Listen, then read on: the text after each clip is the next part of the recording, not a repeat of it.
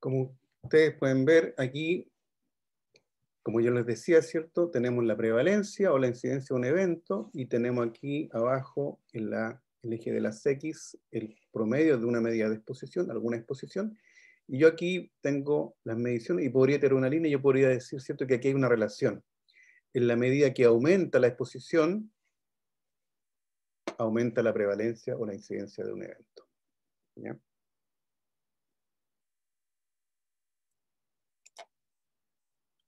Veamos un ejemplo. Este estudio se vio el consumo de carne per cápita, por persona, y la incidencia de cáncer de colon. Entonces, como ustedes pueden ver, aquí está la incidencia de cáncer de colon en mujeres y el consumo de carne per cápita.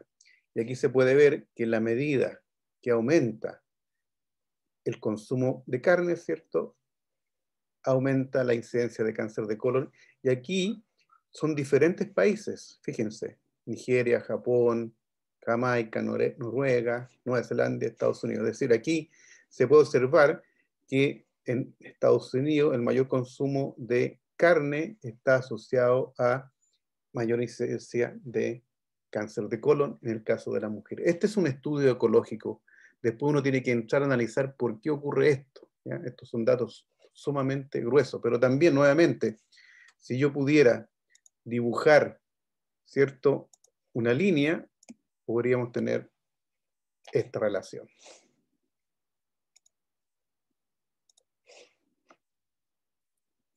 Aquí hay otro estudio parecido, ¿cierto?, que es la tasa de mortalidad por enfermedades cardiovasculares en Estados Unidos y el consumo de cigarrillos per cápita.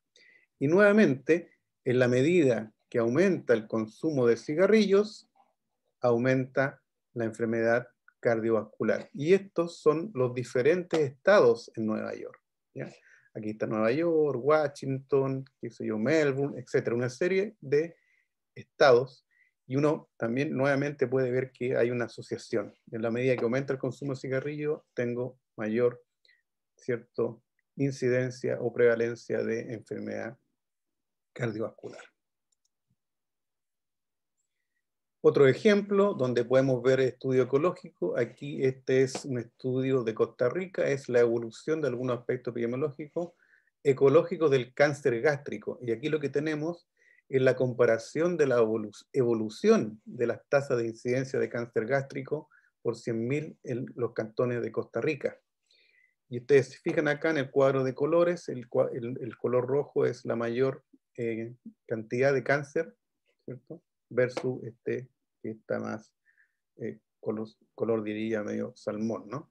Entonces aquí claramente si uno mira la distribución geográfica, los colores son diferentes, es decir, ¿cierto?, las tasas de incidencia de cáncer gástrico son muy diferentes en Costa Rica y lo que uno tiene que hacer es decir, bueno, ¿por qué puede estar pasando esto? Por lo tanto, esto sirve para generar alguna hipótesis, ¿sí? Es decir, algo hay en alguno de estos sectores geográficos que está haciendo que haya más cáncer gástrico.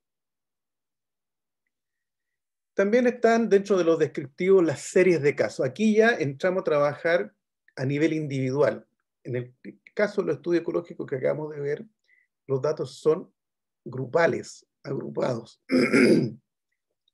Cuando hablamos de serie de casos o de un caso de análisis, ¿cierto? Aquí estamos hablando a nivel de individuos.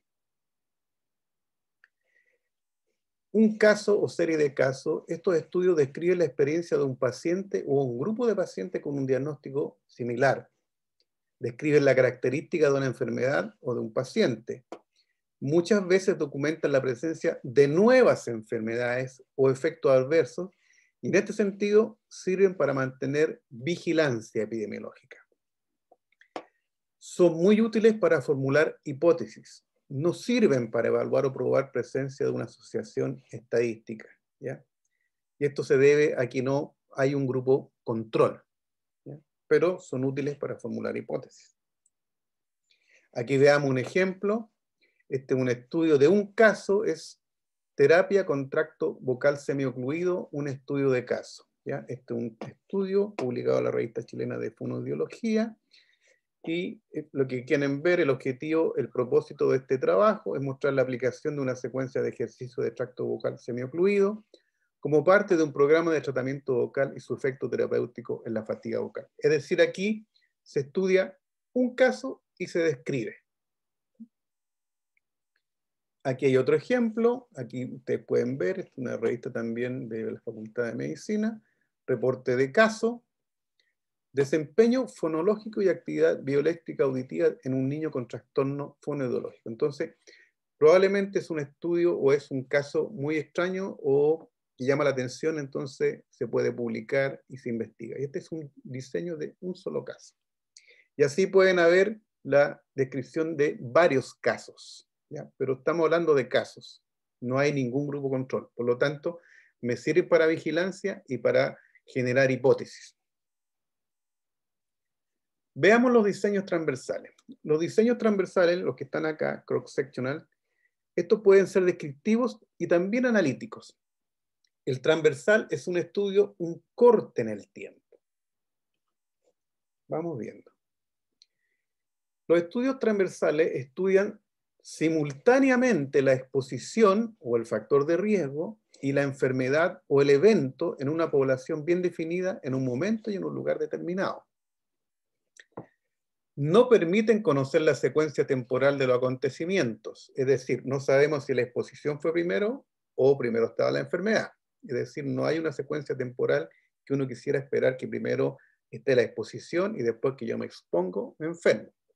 Apareció el virus ¿cierto?, de COVID, yo me expuse al virus y después me enfermé. Se utilizan fundamentalmente para conocer la prevalencia de una enfermedad o de un factor de riesgo en la población, es decir, para conocer el estado de la enfermedad en un momento del tiempo.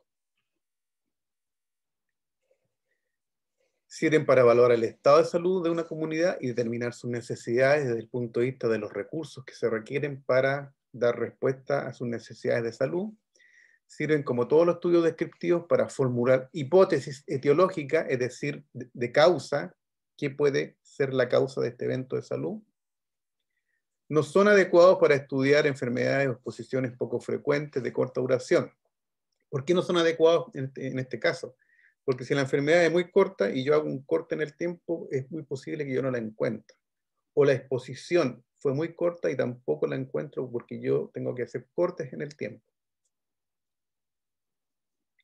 Ventajas, en general, también son de bajo costo, son rápidos porque yo no requiero hacer seguimiento de los individuos, puedo explorar múltiples exposiciones y efectos, es decir, por ejemplo, en la Encuesta Nacional de Salud, que es un estudio transversal, yo puedo preguntar sobre una serie de determinantes de salud, factores de riesgo, factores de exposición, y también puedo preguntar de una serie de efectos en la salud o de problemas de salud, y por lo tanto yo los puedo relacionar también. Además de levantarlo y describirlo, yo podría relacionar estas exposiciones y estos efectos, y ahí es cuando se transforman en estudios transversales analíticos.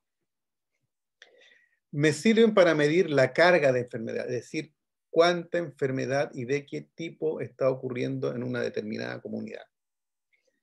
Desventajas, imposible establecer causalidad, ya dijimos que no sé qué fue primero, si fue la exposición o fue el evento en la salud, y también ya lo dijimos que eran poco útiles para enfermedades de corta duración, poco frecuentes, o para exposiciones que son muy cortas en el tiempo. ¿Qué es lo relevante en los estudios transversales? Bueno, se utilizan habitualmente cuestionarios donde hay un entrevistador o son cuestionarios que el mismo persona estudiada se lo autoadministra. También existe la posibilidad de conseguir muestras biológicas o determinadas mediciones, como en el caso de la Encuesta Nacional de Salud. Y el trabajo de campo es crucial, ¿cierto?, en un estudio transversal y tiene que ser hecho lo más estandarizado posible para disminuir al máximo los posibles errores que pudiéramos cometer. Si yo hago un estudio transversal, ¿cierto?, yo puedo generar mi tablita de 2×2 asumiendo que estamos midiendo dos cosas, dos variables, la variable exposición y el evento, y yo puedo calcular las razones de prevalencia. Si ustedes fijan acá, A partido por A más B en la prevalencia en los expuestos, y C partido por C más D en la prevalencia en los no expuestos. Y por lo tanto yo podría calcular la razón de prevalencias. O podría usar también el odds de prevalencia, que también se utiliza. Y en este esquema ustedes ven que tenemos una población blanca, es decir, una población que yo quiero estudiar. Van a haber individuos que no van a participar y van a haber individuos que probablemente, de acuerdo a mi diseño de muestreo, no van a ser elegibles, o de acuerdo a mis criterios de inclusión, no van a ser elegibles. Y de los que me quedan, yo hago una selección aleatoria, al azar, levanto esta información, y mido la exposición y el evento simultáneamente en el tiempo. Y es lo que acontece, por ejemplo, en la Encuesta Nacional de Salud. Veamos algunos ejemplos en el ámbito de la fonoaudiología. Aquí hay un estudio donde se quiere evaluar la prevalencia de maloclusiones y trastornos del habla en una población preescolar del oriente de la Ciudad de México. Entonces, como dice aquí, introducción, en este resumen, de las afecciones de la cavidad bucal en la población infantil, la maloclusión se presenta con una prevalencia del 60%, mientras que el trastorno del habla más frecuente entre los escolares, lo constituye las alteraciones en la pronunciación conocidas como dislalias, con una prevalencia del 70%. ¿Qué es lo que se hizo? Se realizó un estudio observacional, prospectivo, transversal y descriptivo. Y ahí se utilizó un instrumento para evaluar esta prevalencia de malas oclusiones y trastornos del habla. Quedamos hasta acá. Muchas gracias.